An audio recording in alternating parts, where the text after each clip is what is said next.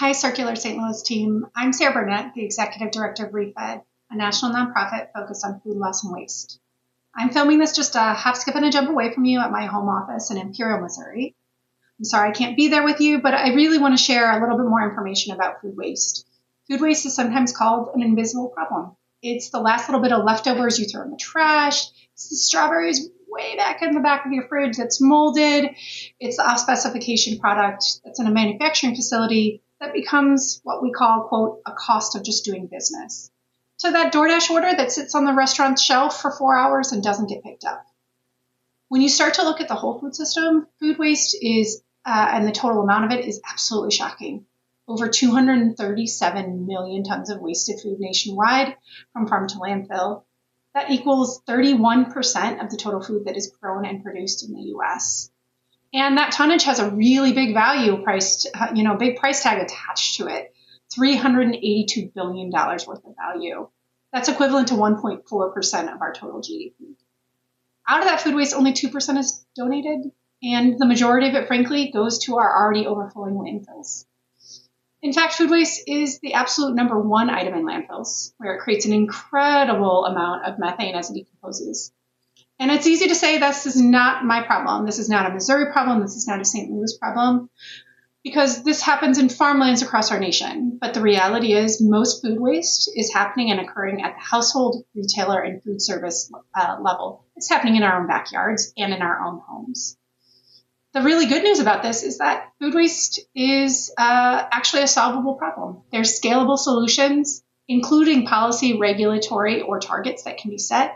They make a really big difference, from supporting both food donation and recovery in your community to diverting food waste from landfill and sending it to compost and digestion or animal feed.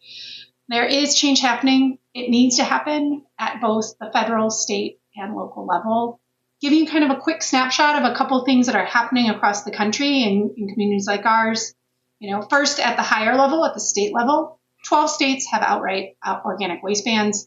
And the most policies there that are really successful are policies that have an organic waste ban paired with food recovery regulations that are really incent food donation.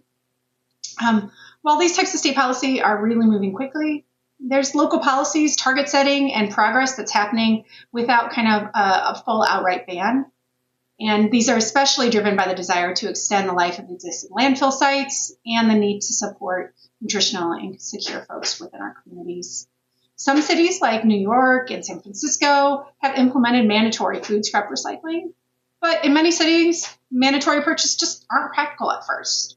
There's cities like Nashville, Chattanooga, and Cincinnati that are launching smaller scale voluntary programs like curbside composting pilots or drop-off sites throughout the city, and they're working.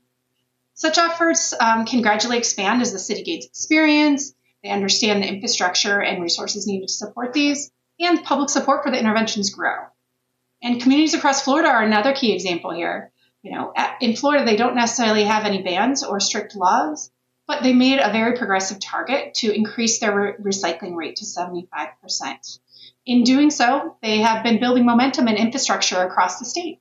That includes government and private investments in compost infrastructure, technical assistance for businesses and homes, drop-off sites across the state, and small business loans that are supporting this work.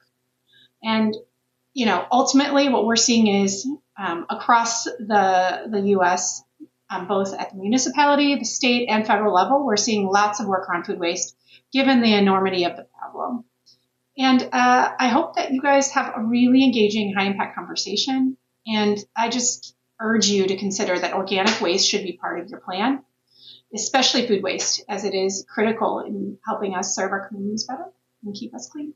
Thank you.